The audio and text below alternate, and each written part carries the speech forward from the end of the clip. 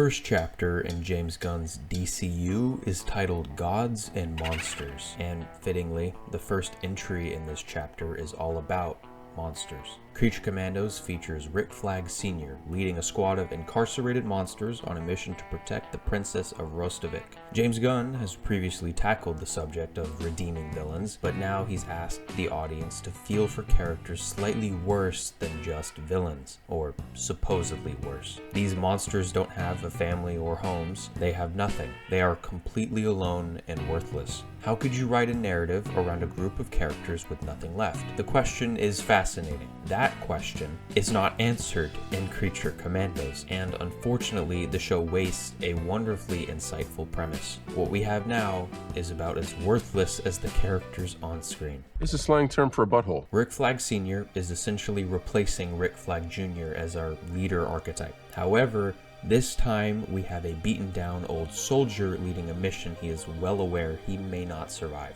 Rick Flag Sr. has nothing else left to lose, so following his journey of unflinching heroism would be exciting. Along the mission, he could likely teach each monster what it means to live, to fight, to love, and ultimately in the end, he sacrifices himself for the sake of the country he swore to protect. That would be the correct way to write Rick Flag Sr., but instead, we have a protagonist who fumbles consistently to make the right decisions and eventually almost gets his team killed because of a pretty pitiful coincidence. Rick Flag Sr. doesn't have a character arc, or character to begin with. He isn't necessary for the plot at a certain point, so you can imagine as an audience member who wants to care, the execution of his character is pretty disappointing. The bride is more conventionally the main character. She gets the most screen time and is the sole character to save the world. The bride was created to be a soulmate to Frankenstein. However, things don't work out and she now hates the world. She plays into the badass stereotype well, except usually stereotypes are reserved for side characters, not the most fleshed out character in your show. She starts and ends the show the same. I don't like throwing the word hate out,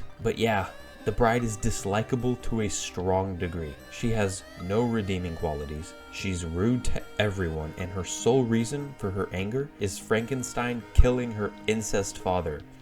I wish I was making that up. It would have been kinda cool if Frankenstein and the bride got into one final fight, killing both in the process, sort of showing how hatred ultimately leads to nothing but eternal suffering. Plus, let's be honest, nobody wants to see more of the insufferable walking corpse. Speaking of, boy is Frankenstein poorly utilized. He spends the entire show hunting down his bride. Spoiler alert, he fails embarrassingly. No payoff for him. He wastes screen time for jokes. I remember James Gunn writing funny jokes, not whatever this is. I wouldn't take issue with Frankenstein's character if the joke had a payoff, like Frankenstein gets the upper hand over the bride, leaving her almost dead, or something like that. But at the last second, she pulls out her pistol and shoots him straight in the heart, killing his love and his life. Her final actions were conquering the sole cause of her torment. See?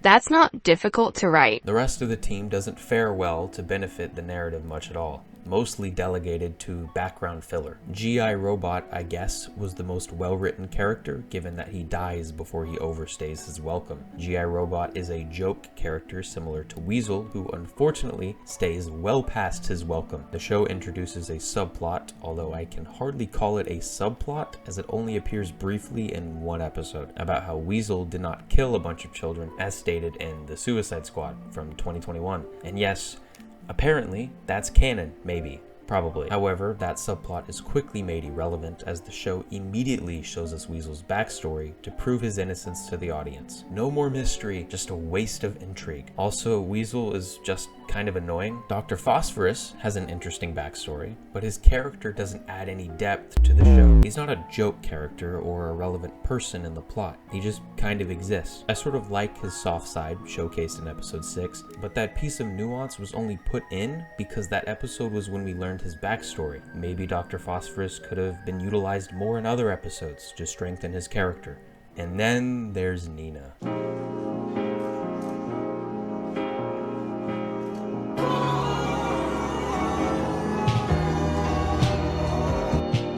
Nina is my favorite character. Nina is a real gut punch here. The real reason I fear for the future of the DCU in the hands of James Gunn. She is the sole monster that proves that being a monster does not correlate to violence or danger. She's human at heart, and her journey was captivating. She lost everything she loved because the world couldn't look past her physical features. She was a monster, and that idea loomed over her. She was socially outcasted because of this trauma, so naturally her growth was inspiring. Too bad James Gunn saw Nina as an opportunity to bait and switch the audience. Killing off Nina accomplishes nothing in the story and actually ruins the Bride, Weasel, Rick Flag Sr., Phosphorus, and Waller in the process. The Bride is now responsible for guilt-tripping Nina into a suicide mission to kill Ilana, a mission that fails because reasons. Yeah, I totally believe that Nina, the aquatic monster by the way, loses to a human in the water. Yeah, the future of DC, everybody. Really? Weasel, an already unlikable creature, gives away Nina to Ilana because he likes her? Cool. Phosphorus should have a somewhat emotional bond with Nina, given how he understands the consequences of change and the adaptability necessary with that change. Nope, he doesn't have a say in this situation. Rick Flag Sr. knows Nina's backstory, so he should have said no to letting the one monster without any violent abilities on a violent mission. Waller, supposedly an intelligent character, throws Nina, a useless monster, to the wolves instead of King Shark, Mummy, the bat thing? Holy, what are we doing? My guess is James Gunn didn't actually write any of this, and he just hired ghostwriters who can't write. So yes, those are your characters. Every single one leaves an impact adjacent to getting hit by a marshmallow. However, the characters aren't even the larger issue here. The direction is the problem, or lack of good direction. Creature Commandos is a character-driven narrative, as are most shows. Nearly half of the show is spent on backstories, so yes, the plot takes a backseat.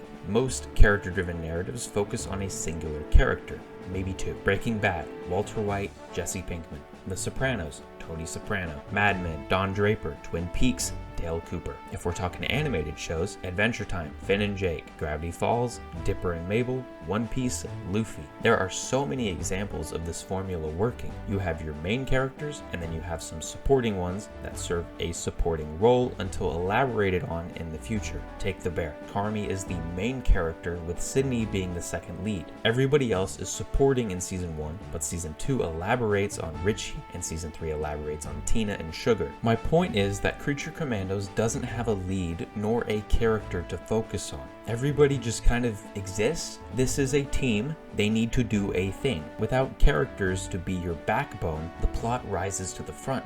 But wait, Creature Commandos has almost zero plot. Yikes. We have barely a plot and no strong characters. You could almost say we don't really even have a show, James. Now, this is an easy fix. Take somebody on the team and make them the lead, with a co-lead just in case your main character dies. Oh right, I already said that. Why Rick Flag Sr. isn't given priority screen time is beyond me. His story is compelling. Just focus on his journey, kill him off heroically because audiences will not care long term about an aging Rick Flag, and have a backup character that audiences already love. Oh wait, I already said that. Why Nina isn't given more screen time is also beyond me. She is objectively the most compelling monster on the cast. So just use her as a lovable hero for the audience to root for. Maybe utilize her extreme intelligence, something that is never mentioned beyond backstory in the show by the way, to defeat Ilana instead of killing her off in such a distasteful way. Make Nina the most important monster.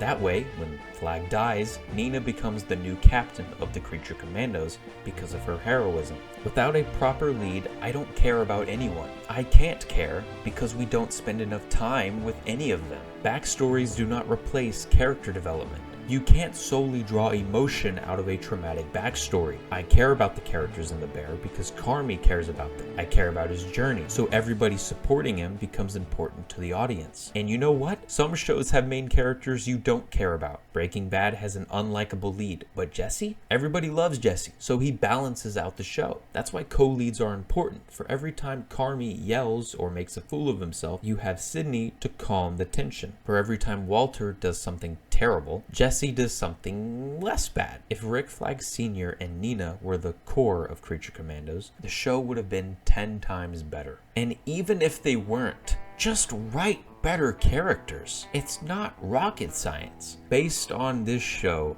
I can't say I'm too excited for James Gunn's Superman. Bad dialogue, unfunny jokes, poorly written characters, an idiotic plot? I mean, it hardly gets worse than this. The worst thing I can say about Creature Commandos is that it's one of those shows that doesn't beg for a rewatch. There is nothing new to be gained by turning Max back on for a second round of unnecessary backstories and lazy storytelling. So yeah, I didn't like Creature Commandos, but maybe this isn't the norm, and the DCU under James Gunn will actually be great. We won't have to wait long to know the answer to that.